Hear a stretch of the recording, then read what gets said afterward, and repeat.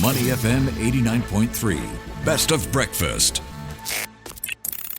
Mind your business. Only on Money FM 89.3. Welcome to Mind Your Business. From flood relief and recovery operations in Sri Lanka to gathering donations for earthquake victims in Turkey and Syria, and even calls for blood donations in Singapore. The Singapore Red Cross has been at the forefront of a wide range of humanitarian causes around the world. And at the helm of it all is Benjamin William, Secretary General of the Singapore Red Cross, who spent 3 decades in a diplomatic career before taking that leap of faith. And you might wonder, was there a light bulb moment that sparked this switch? And how has it been like leading the charity organization for the last 12 years? Well, we'll find out all of that from the man himself who joins us in the studio today. Good morning, Benjamin. Good morning. Thanks for having me on. Good morning. Now, we'd like to get you to take a trip down memory lane, but first of all, I like the small little red badge you've got on the top left corner of your jacket. It's very, very nice. Prior to the Singapore Red Cross, you spent 30 years, 3 decades in diplomacy, including your time Singapore's ambassador to Laos from 2007 to 2011. What left for you the deepest impression from those 3 decades? And the second question is, were there particular personalities that you met who shaped your growth, not just in your career, but as a person? Yeah, so as you can imagine, the diplomatic journey is a very interesting one. And I've written about it. But it's so encompassing because your whole life is involved in it. Especially when you go on a posting, it's not just your office hours, but your whole life is involved in getting to know a new community. So in the course of 30 years, I've been posted to a rich country like the US, to a more challenged country like Laos, and I spent some time in Manila during their very difficult period of handover from Marcos to Aquino and Brunei. So one of the things that impressed me about these countries is that you are so privileged to be in a country like Singapore. Yeah. There are many things going for other countries that you may not get in Singapore, but as a package, life is very comfortable in Singapore, even compared to, say, a country like the US, which has many challenges. So I think that is one deep impression that was left in my diplomatic journey. But I like to touch a bit more on the second part of the question, which is the personalities. So it's very interesting because in the Foreign Service, most of us are fairly cynical. We are very pragmatic. We look at the world in a certain way. But the person who actually made a very strong impression on me in the midst of all this was a very genuine, kind person. And he was my first boss, first director. And there are 3 things that, made an impression on me, which continues to sort of guide my life. He used to say that, Ben, you must have a heart so big that people can walk through it, that an elephant can walk through. Wow. I like that. Yeah, so his point was that, there's no point being a heartless person, always wanting to put others down, but your heart must be so big that an elephant can go through. There are problems with that because sometimes when an elephant walks through it, it damages you. Yeah, that's true. But I thought it was a very good thing capturing, and it has guided me, especially in my second part of the career. The second is that I rose in the ranks in the service and became Director General for Consular Affairs, which is essentially taking care of Singaporeans abroad. And most of the time when Singaporeans look for you is when they are in trouble. Yes. When they are not in trouble, they won't look for you. They'll hide from you.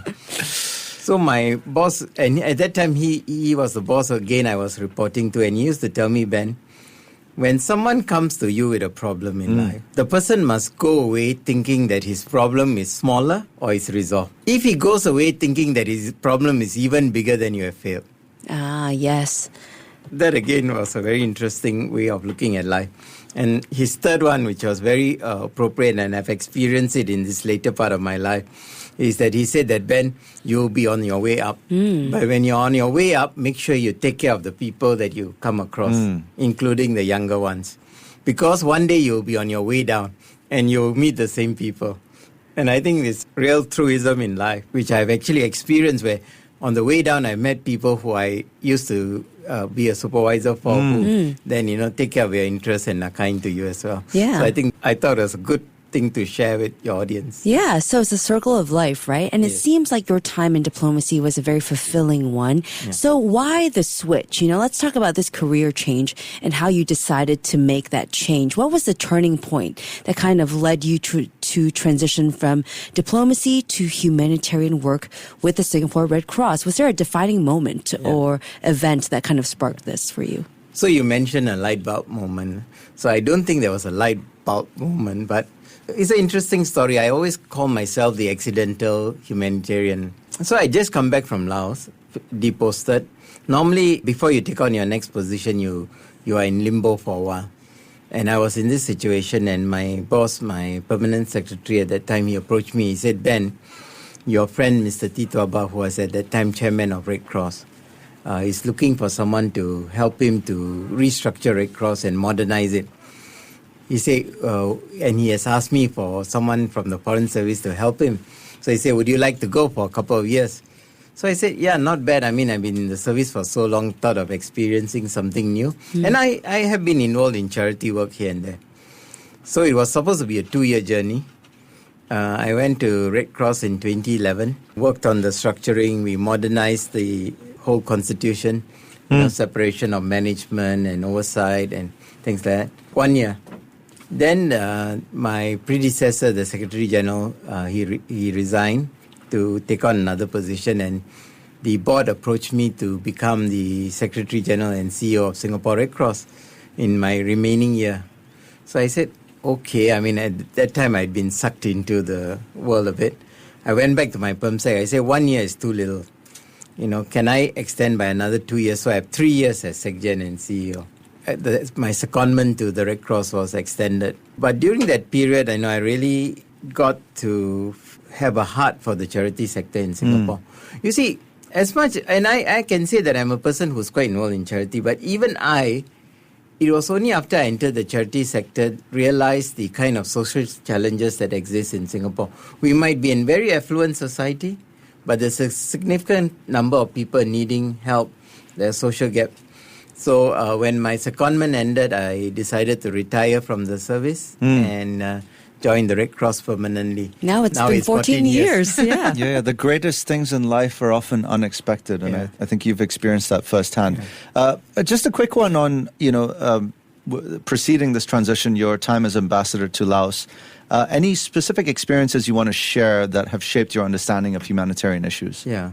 So it's very interesting. Maybe, if you believe in faith, you think that you were prepared for this journey, right? So in Laos, Laos is actually a very nice society, very kind and gentle people, but it is a very economically challenged. It's one of the poorest Southeast Asian countries. So I came across a lot of causes in Laos that I felt for. And one of the things that actually started in Laos was I saw this growing Singapore community there, which is mainly a business community. And I pulled them together and we started the Laos-Singapore Charity Run. My premise was that if you are benefiting from this society economically, you can also give back to the society. Yeah. So we did this charity run, we raised funds, and we helped, in the first year we helped some of the schools in the rural communities, build some of the schools. Second year, we helped the families of prisoners and rehabilitated prisoners with like a motorcycle workshop and all that. So, the idea of giving back to the community, mobilizing people to give back to the community was something that was seeded in my journey in Laos. And I think that carried on when I joined Red Cross. Yeah, so being from both sectors, right, I want to look at the similarities and differences required for each role. So how has your diplomatic background kind of shaped or influenced your approach to leading the Singapore Red Cross? Any leadership skills that you found most helpful in navigating the complexities of leading an organization like the Red Cross? So this is an issue actually I've been struggling with, thinking about quite a bit. I think one of the things about the charity sector in Singapore is you have to professionalize it. The charity sector cannot continue to exist as a papa mama shop sort of thing, You have to have governance, you have to have good management, communication. A good process. Yeah. And some of these things I carried over from my stint in the civil service, not just the diplomatic service. How to have processes in place, how to pay a lot of attention to good governance, oversight. I think this is important for big charities because you need donors to see you as a credible organization, as an organization of integrity. So I think those parts do not differ much from the business world. You need to bring them over. Yeah. But the big challenge in the charity sector is that with this, you need someone with a heart. And what do I mean, right? You see, I said that, we Foreign Service officers are all very cynical. We always question as to whether this person actually deserves it or don't deserve it and things like that. But in the charity sector, I realized that often you cannot ask this question, does this person deserve to be in this situation? Your job is to help the guy, help him get out of his current situation. So I think having the heart and yet having all those corporate skills is a combination that's very difficult to find in the charity sector. Yeah. And I think we need more of them. All right. If, let's say, a young, aspiring career transitioner came to you, Benjamin, today and said, I want some advice on making a shift from international diplomacy to social work, which is exactly what you've done.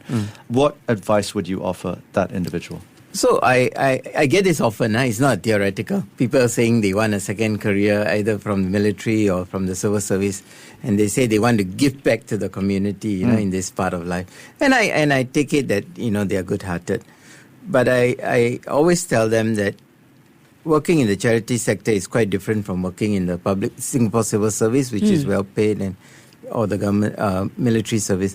So first of all, you must have a heart for the sector. It's different, right? And in most charities, we are dependent on donors. It's not like a job where you don't worry about where your next salary is coming from.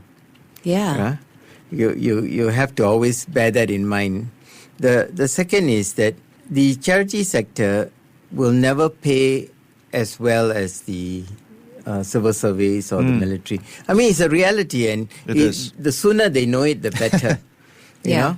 And you must be able to accept it. And to be upfront about it as well, Yes, right? you have to be upfront about it. And, there are other things, but these are not as important. But, things like the unpredictability of it, you can't say Saturdays and Sundays I don't work, Sometimes charity is such, the typhoons don't wait for you until Monday to happen. No? That's so true, yeah. That's very true. Yeah, so these are some of the things. But I would love to see more people with the corporate skills as a second career considering leadership in the charity sector. Okay, and can you remind us of that great quote you mentioned earlier? It's, you need to have a heart so big an elephant can walk through it. Yeah. Well, that's a quote that I'm going to remember for the rest of time, I think, from diplomacy to humanitarian leadership. Yeah. Benjamin has shown how diverse experiences contribute to meaningful change. Thanks so much, Ben, for joining us this morning and for your vital work at the Singapore Red Cross. Really appreciate your time. Thank you very much. All right, we were chatting with Benjamin Williams, Secretary General of the Singapore Red Cross. Stay tuned. You're listening to Money FM 89.3. To listen to more great interviews, download our podcasts at audio.sg or download the audio app. That's AWEDIO, audio at the App Store and Google Play.